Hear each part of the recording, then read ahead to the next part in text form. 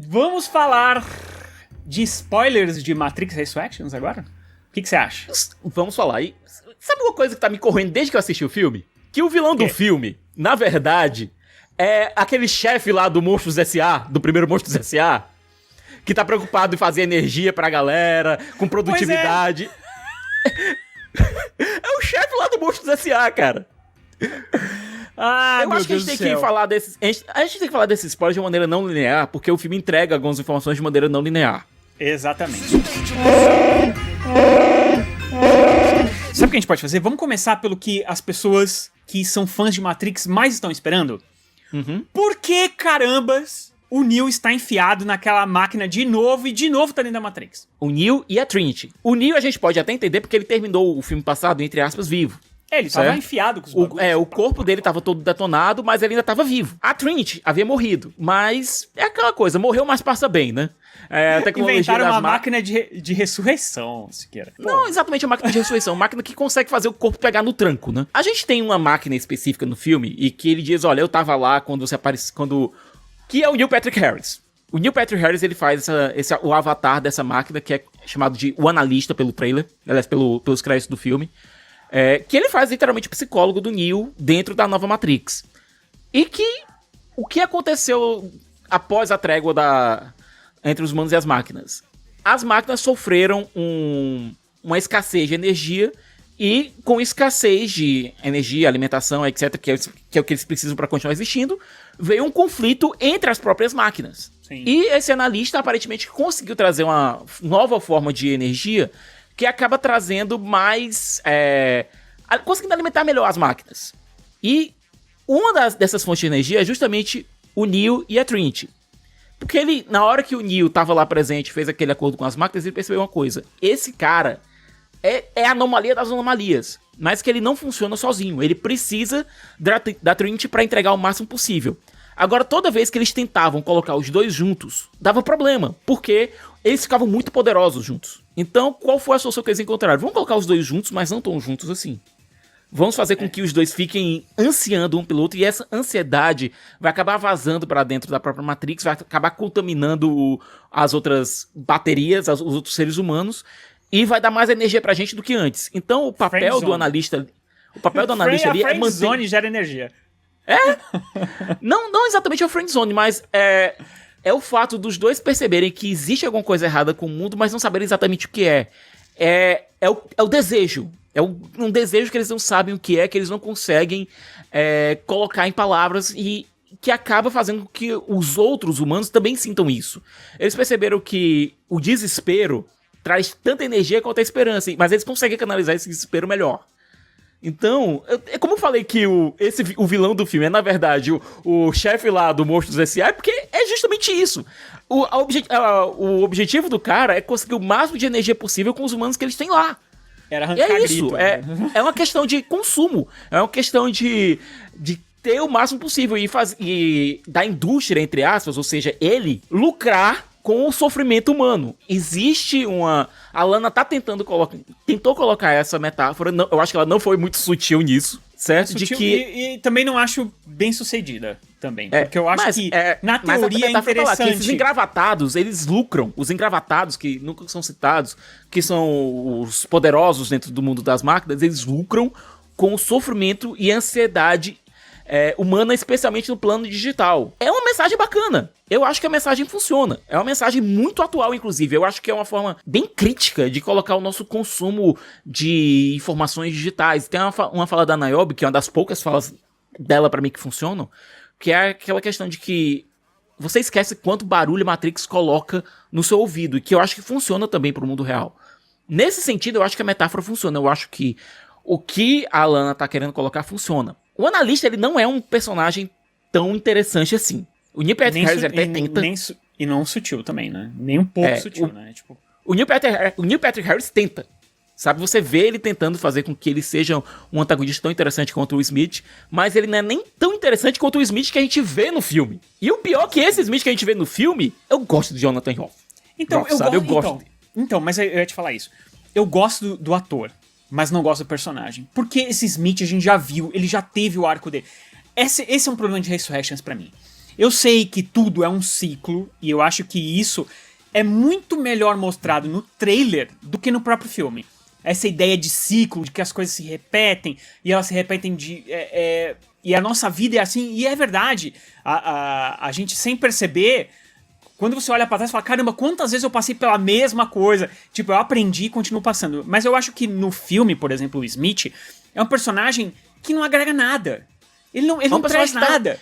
Esse é o problema. Esse Smith, ele funciona, é bacana ver o Smith falando. O ator falando. é incrível, ele baba que nem no...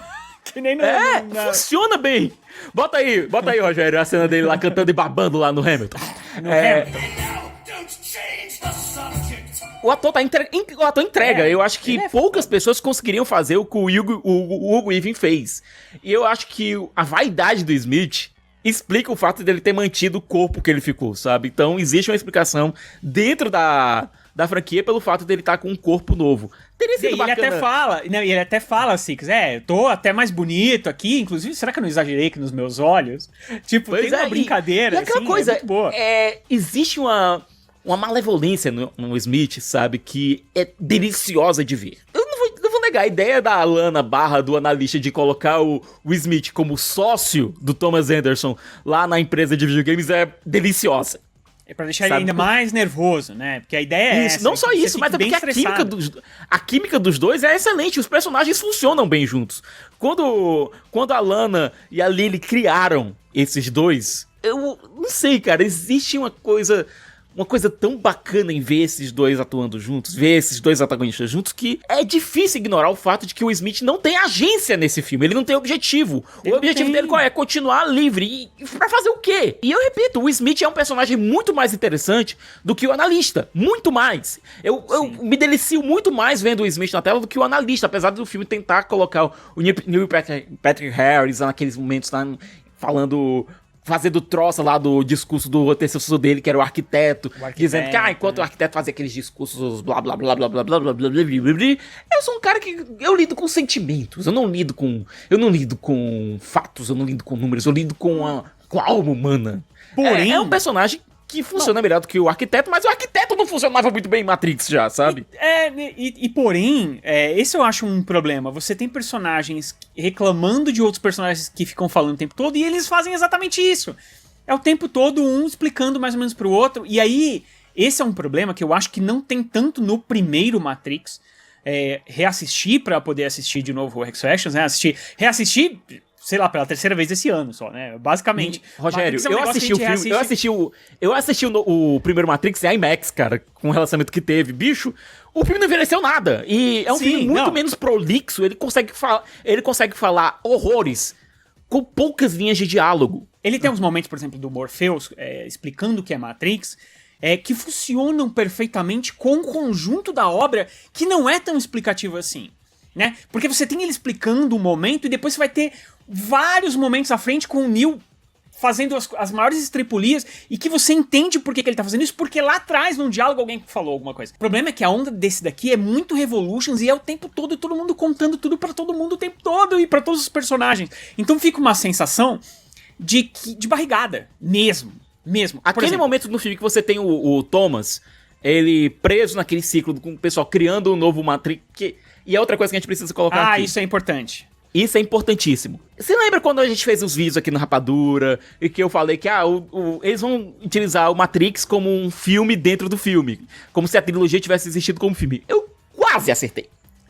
Mas você só não acertou porque eu acho que faltou isso aqui de coragem pra Lana. Não, mas eu achei que a forma que a Lana colocou é mais interessante porque o Thomas Anderson, ele não é um ator, como eu tinha colocado, ele não viveu Matrix do jeito que eu tinha pensado, mas ele viveu sim a trilogia Matrix, porque a trilogia Matrix dentro do filme é um jogo, é uma trilogia de jogos. E o Neo, o Thomas Anderson, que era um programador no primeiro filme, ele foi o criador dos jogos. Então faz mais sentido, é mais sentido do que transformar ele no ator. Não, ele continua sendo um programador, o Thomas Anderson continua tendo aquela vida dele original como programador, que a gente viu lá na trilogia, só que aqui ele é um programador que criou a própria empresa junto do sócio dele, que é o Smith. No corpo novo dele, né? E eles fizeram um sucesso danado com a trilogia Matrix.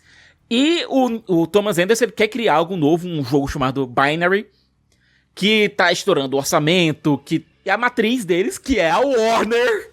Eles falam que eles são a empresa deles é propriedade da Warner, cara. E a Warner disse, não, cara, a gente não quer saber de jogo novo, não, a gente quer um Matrix 4. E é dito, olha, eu prefiro que nós façamos um Matrix 4, porque esse é o nosso bebê, do que entregar pra outra pessoa, pra Warner fazer com outra pessoa. Tem uma cena, as cenas sobre isso são incríveis.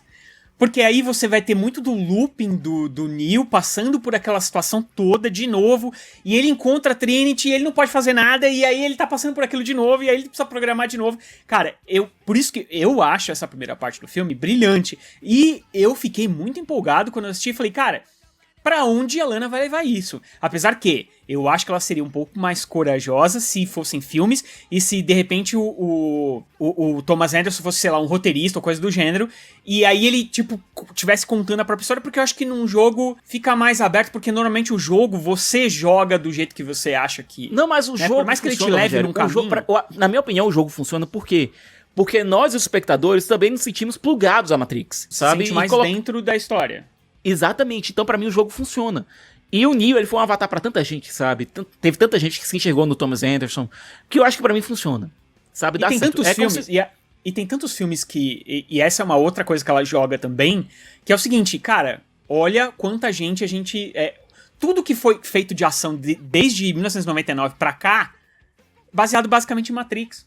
Então, quer dizer, é mais uma coisa, né?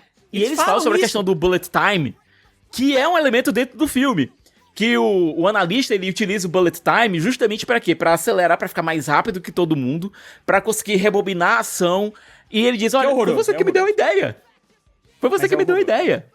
Essa parte, inclusive, eu fico meio triste, porque as pessoas que inventaram bullet time, inventar aquele efeito que é muito ruim, eu não sei nem o que me lembra aquilo, tipo, do analista andando ali no meio daquela ação, e é uma coisa esquisitíssima e...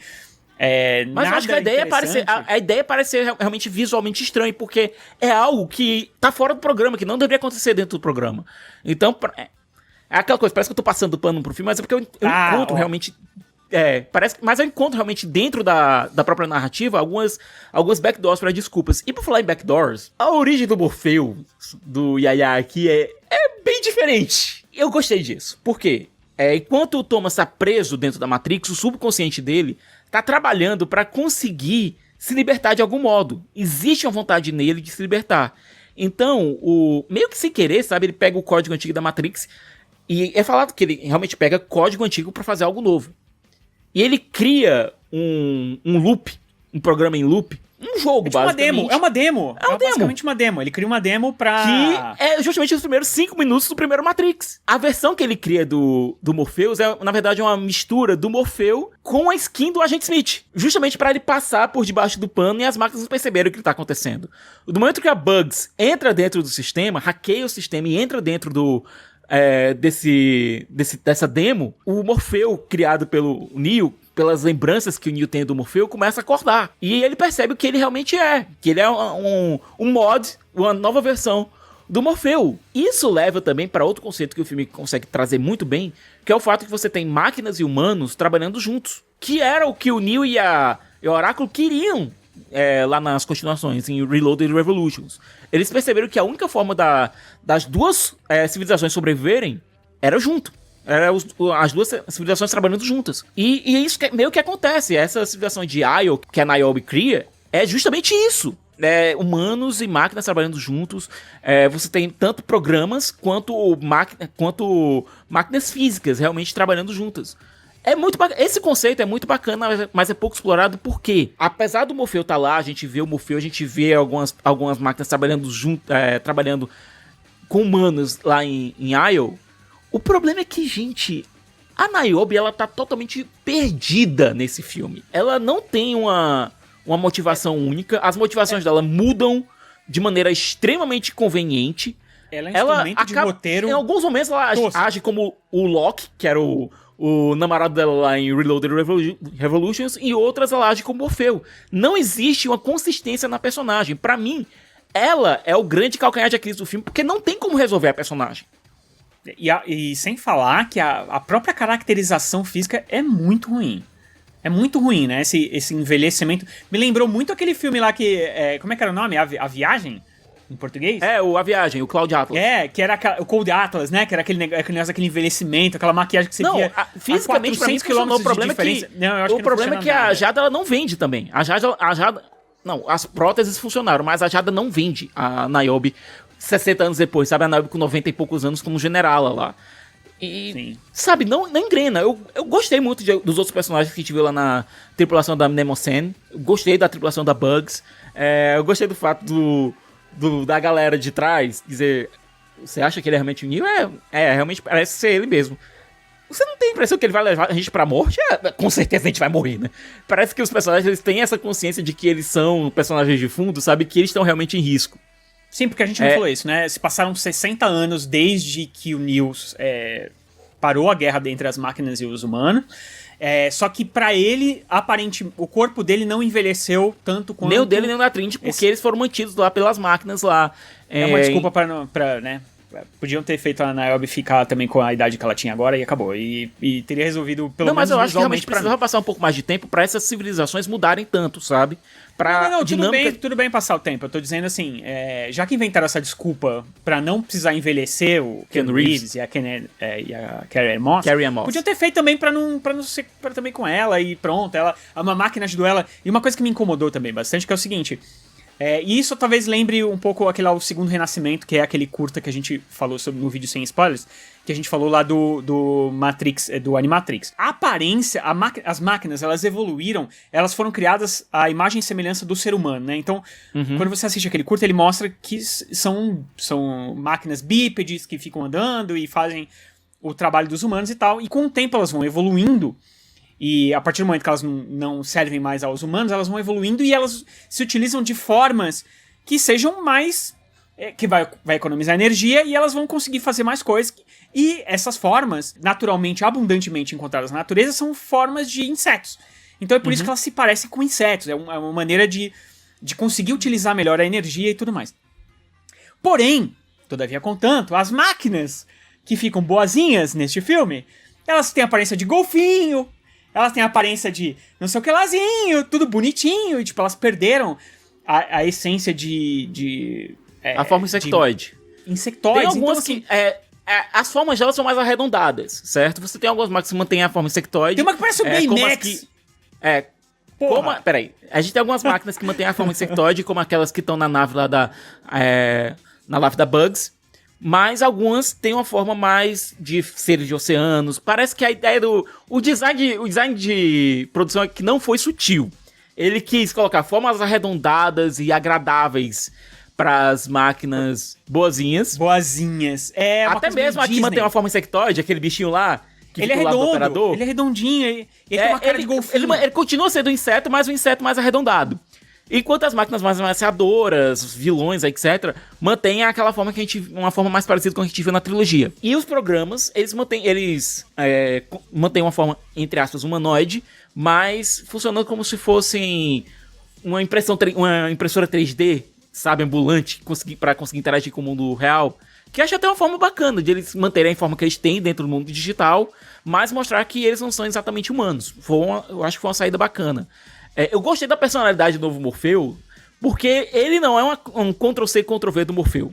Ele também tem traços do Smith, ele também tem o pendor dramático do Smith, sabe? Ele é espalhafatoso, digamos isso. Assim, né? E aí isso explica todas aquelas roupas coloridas que a gente vê no trailer. Basicamente elas estão todas no filme. Mas eu acho que ele, assim como o Smith, pra mim, na minha opinião, ele também é sem propósito. Sabe? Eu acho que ele tem um papel lá no começo do filme, bem no comecinho, que é em acordar o Neo, mas a partir dali ele perde totalmente. Eu acho que o Morfeu que a gente conhece da trilogia original, ele é a força motriz dos filmes, da história, da trama. E aqui ele é uma alegoria bonitinha e engraçadinha. Eu acho que a gente vai falar sobre isso no Rapadura Cash. No Revolution, quando o Morpheus ele percebe que todo o esquema de escolhido que ele acreditava era uma mentira, o personagem fica tão diminuído, porque ele é como se tivesse tirado a razão de propósito dele e tá tentando conseguir uma nova. É por isso que eu gosto do arco do Morfeu no Revolutions. apesar de você não gostar tanto do filme, tem muita gente que não curtiu muito o filme, mas eu consigo entender de onde veio esse morfeu um pouco mais diminuído do Revolutions. E quando ele recupera a fé no terceiro filme, a fé que ele tem é no Neo. E isso acaba vazando aqui, porque a cidade de Zion aparentemente não existe mais, ou então existe uma uma coisa estranha em relação a Zion e Isle. Sim, certo? É como se eles tivessem uma certa rixa, propósito, talvez, de natureza. Zion né? é uma cidade de humanos que quer ficar isolada com os humanos. A gente não sabe até onde isso aconteceu. A gente não sabe que fim levou a cidade, porque a Niobe não entrega. E isso é um problema que o filme tem, que é a necessidade do filme de colocar conceitos, mas não conseguir exaurir esses conceitos. Colocar informações, mas não exaurir essas informações. Parece que o filme tá querendo dar o bait pra você ficar tentado pra... No próximo filme você tem uma explicação maior sobre isso. Algo que o Matrix original não tem. As informações que a gente tem no Matrix original são suficientes. As continuações expandem, mas as informações que o Matrix original tem são suficientes para a história que está sendo contada. Aqui, o filme ele não deixa você com gosto de quero mais. É um filme que exige mais. Agora, para mim, o que funciona muito bem é a questão de que o Neo e a Trinity precisam um do outro pra entregarem o potencial pleno de dos dois. E vai ter gente reclamando. Então, esse é o terceiro ato do filme, né? Que é assim, o primeiro ato é toda essa história do Anderson, do Thomas Anderson, dentro da realidade da Matrix, que ele não sabe que é a Matrix, até ele ser acordado. Aí você tem essa segunda parte, que é essa parte da cidade dos humanos, quando eles vão pra I.O. e quando eles ficam lá... Que é a parte mais fraca do filme, de muito longe. fraca, muito embarrigada mesmo, e as motivações, por quê, não sei o quê, até que ele descobre que é quando ele é acordado, inclusive, que é uma outra repetição do primeiro filme e tal, só que de uma maneira bem bizarra, porque se você for pensar bem, se ele é um artefato tão importante para as máquinas, principalmente para energia... Ele devia estar mais guardado. Não tem segurança, como é que ele não tem segurança nenhuma? Inclusive a máquina vai lá, solta ele, tipo... Assim, no primeiro Matrix faz sentido ele ser a máquina libertado. Que solta ele, a máquina que é a solta outra, e resgata eu sei. Ele. Mas como é que não tem nenhuma outra ali, tipo... Né, devia ter um sentinelas com umas armas apontadas pra eles ali, sabe? Porque se eles são tão importantes e se eles são a chave pra destruir a própria Matrix, e eles estão isolados, eles estão num lugar que só tem os dois, assim, eu acho que eles deviam estar mais bem protegidos. Mas de qualquer forma, ele consegue escapar e aí tem uma repetição disso, ele percebe que a Trinity tá num outro sarcófago ali do lado dele, né, numa outra câmara. Uhum.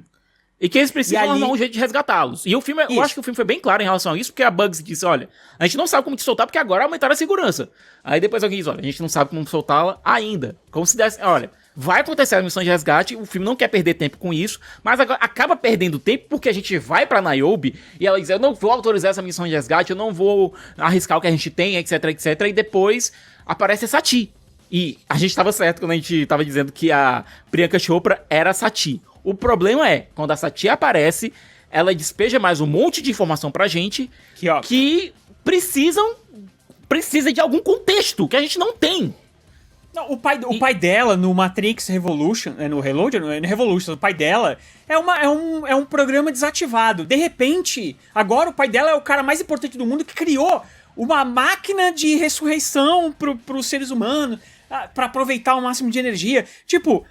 Cara, de novo, é o que eles fizeram em Matrix Reload e Revolution. Eles pegaram uma história que era o Matrix, que era uma história fechada, muito boa, muito bem amarrada, perfeita, porque era pra ser só aquele filme, e espicharam. Pra mim, Matrix Resurrections é isso. É um filme que tem um primeiro ato perfeito e depois ele só espicha, pegando um monte de coisas dos outros filmes e juntando aqui, por exemplo. Eu acho que esse terceiro ato todo, que é essa grande cena de ação, eu fiquei com sono, Sicas. O terceiro ato é o resgate da Trinity. O resgate da Trinity começa com o pessoal da Mnemosyne indo pra Matrix pra tentar convencer a Trinity a acordar, porque eles precisam que ela queira acordar. A Trinity, que na Matrix se chama de Tiffany, ela tem uma família, e eu achei bem interessante que eles colocaram o Chad Stahelski lá de John Wick pra ser o marido da Trinity. Sim. Quando ele apareceu lá, eu comecei a rir sozinho no cinema. Mas não tem treta das franquias, entendeu? Não tem treta entre Matrix e John Wick, cara. As franquias estão caminhando juntas, sabe? Eu comecei a rir sozinho no cinema, eu olhei pro lado, o pessoal não tinha entendido a piada, eu fiquei com um pouquinho de vergonha, sabe? Na sessão onde eu vi, o pessoal riu. E a forma como a Matrix tenta manter a Trinity presa é justamente dando uma família pra ela. Ela é uma mãe de família, tem um marido que ela não gosta muito, aparentemente, e tem filhos. Tem uma história do Superman, escrita pelo Alan Moore, chamada Para o Homem que Tem Tudo, em que um dos inimigos do Superman prende o Superman numa espécie de Matrix, na qual todos os desejos dele se realizaram. Ele tem uma vida perfeita em Krypton, ele tem uma família, ele tem filho, e que pra conseguir escapar daquela Matrix, ele precisa daquela realidade e conseguir ajudar os amigos dele que estão apanhando feio, coisa que só o Alan Moore consegue fazer, né? Ele precisa se desapegar dessa realidade, desapegar de tudo que era perfeito pra ele. E eu acho que a Lana, ela pegou esse conceito que o Alan Moore criou, trouxe pra cá. Não é nada novo. A gente sabe que a Lana e a Lily pegaram muita coisa de quadrinhos, animes, etc. pra fazer Matrix. Não é nada novo, só tá aportando aqui a referência. E a Trinity, ela precisa, pra conseguir acordar, ela precisa se desapegar dessa família dela. Em relação ao marido, ela tá, ó. Na hora que ela encontra o Thomas Anderson, já existe uma química ali e já existe um desejo nela por ele. Mas a questão são os filhos. Pra mim, eu queria que isso tivesse sido aproveitado, que o drama nisso tivesse sido aproveitado melhor, que o arco tivesse sido mais emocionante, sabe? Eu sei que tá lá, mas parece que foi fácil pra ela. E até a revelação dela como uma espécie de Chosen One também, é tipo no último segundo do filme, assim... Não, na verdade, pra mim isso já é uma continuação de algo que já existia no filme. O Neo só funcionava junto da Trinity. Eu acho que é até justo que os dois tenham também dividam esses poderes, sabe? Dividam essas habilidades. Mas ela faz de um jeito ali como se fosse uma grande coisa, uma coisa que basicamente tá até no trailer. Que você já sabe que ela também vai ter poderes. E aí, de repente, isso é colocado no último segundo, no último minuto do filme. Aí depois tem uma cena engraçadinha que é pra lembrar a primeira cena do Matrix também. Eu saí com Só que eu acho que essa cena engraçadinha, entre aspas, deles confrontando o... Porque, obviamente, existe uma grande cena de ação, existe um conceito muito bacana que é o dos bots, que é o que ao invés de um agente trocar de corpo com um humano, é a própria Matrix conseguir controlar um enxame de seres humanos. É um exército zumbi, basicamente. Isso. Que é algo que, honestamente, é até mais efetivo, sabe? É mais assustador. Sim. Até. Pra mim funciona, inclusive, utilizando esses bots como bombas suicidas. Os caras se jogando de prédios em cima. O conceito é muito bacana. O conceito deles é muito bacana. Mas como ninguém sabe atirar, então... Tanto faz, né? Porque não, um atira na cara se jogando. E ninguém acerta ninguém, é um negócio impressionante. Mas eu acho que um monte de formigas atacando a galera é mais assustador do que ter um elefante só, porque é mais assustador, sabe? Eu acho que Mas é um outro conceito que é um outro conceito de defesa a Lana tá trazendo, que é o negócio também de incorporar uma coisa que talvez, uma das poucas coisas que não tinha sido incorporada no universo de Matrix, é zumbi. Basicamente eles incorporaram um zumbi. Agora, por falar em zumbi, né? Por falar em zumbi, um dos primeiros adversários que o Neo e a trupe da Minamosene encaram quando eles voltam pra Matrix é o Smith, que diz, olha, acordei, certo? Eu tô aqui e eu não quero ser posto de novo na minha coleira. Ao invés de fazer uma coisa que seria bacana, que seria colocar esses dois trabalhando juntos, que eu acho que teria sido uma tremenda reviravolta, eles colocam um novo conflito, que, aliás, lá na frente é completamente esquecido, porque o Smith volta e acaba ajudando o Neo e a Trinity, só pra dizer, olha, vamos botar uma cena de luta entre o Neo e o Smith, que tinha 1000 maneiras de fazer essa cena funcionar, tinha 1000 maneiras de colocar esses dois pra lutarem, depois criar uma trégua meio conflituosa, que eu acho que seria uma continuação até mesmo do tema dos dois serem sócios nessa versão da Matrix e acabarem terem que trabalhar juntos pra conseguirem a liberdade deles. Eu acho que seria uma ideia melhor do que vamos fazer essa cena de ação aleatória, vamos trazer de volta o Meron Vision de uma maneira completamente insana. Não, aquilo aí porque pra mim o Meron Vision, o Murph e a Niobe são as piores coisas do filme, de longe. Nossa. Porque nenhum dos dois personagens tem agência ou tem motivação. É o puro fanservice pelo fanservice. E é muito triste vendo isso perto de um filme que é Homem-Aranha, que traz o fanservice da melhor forma possível. Eu fico, assim, assistindo os dois tão perto um do outro, eu fico pensando, cara, eu acho que a Lana, quando ela viu ali, se ela assistiu o Homem-Aranha, ela falou, devia ter ido por esse caminho. Sabe? Porque esse fanservice... Porque o fanservice... O Merv, ele fica lá falando uns nonsenses dele lá, e termina dizendo, eu vou fazer um spin-off daqui. E tipo... Pra quê? Ninguém queria nem você nessa história, meu amigo. Não faz nem diferença. O personagem dele já não faz diferença lá atrás e vai fazer muito menos aqui. A Trinity consegue escapar da Matrix, esse era o grande clímax, era trazer a Trinity de volta. Ok, e agora? Eles têm todos os poderes. A Trinity e o Neo recuperaram os poderes, eles têm todos os poderes agora, e vão confrontar lá o analista que, dentro da hierarquia da Matrix, acabou perdendo muito poder, porque os engravatados, os poderes que valem lá, os chefões da Matrix, vão retornar a Matrix pra versão anterior, porque a dele não deu certo, porque eles escaparam. E ele disse, vocês vieram aqui pra quê? Se vangloriar? Existe um quê de satisfatório de ver a Trinity humilhando o cara, sabe, depois de tudo que ela passou. Especialmente por ele ter usado crianças pra controlar ela. Tem um quê de satisfatório em relação a isso.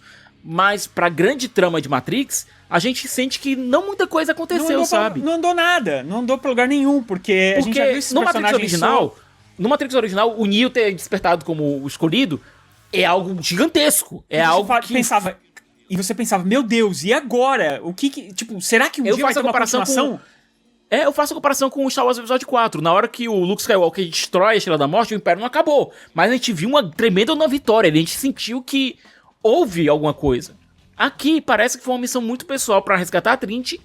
Ok, os dois têm poderes escolhidos, mas pra onde essa história vai? O filme, ele não coloca um clímax pra dizer pra onde essa história vai.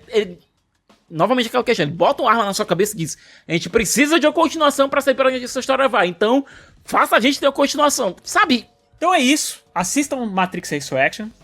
Está estreando hoje nos cinemas. Se quiser ter um pouco de paciência, daqui um mês estreia no HBO Max. Mas se não tiver, cinema, assistam. E aí, vejam se a gente tá certo, se a gente tá errado, se vocês acham que a gente falou besteira, se a gente falou que tá tudo certo. E, mais importante, vai ter um Rapadura Cast especial de Matrix Resurrections. E que a gente vai falar muito da franquia Matrix num total, num geral. E a gente trouxe aqui duas opiniões bem claras, né? Eu gostei do filme, mas nem tanto. E tu não gostou do filme, mas também viu coisas boas. Mas nem tanto. É isso, eu não gostei do filme, mas nem tanto. Eu acho que é isso. Então, não se esqueçam de se inscrever no canal, porque a gente vai falar mais sobre Matrix, eu acho que aqui no canal, a gente vai falar sobre outras coisas, a gente vai fazer lista de final de ano, todas essas coisas muito legais que vocês adoram. Estará aqui no nosso canal, estará lá no Rapadura Cast e em todas as outras nossas mídias. E, se você gostou desse vídeo, joga o like! Até lá!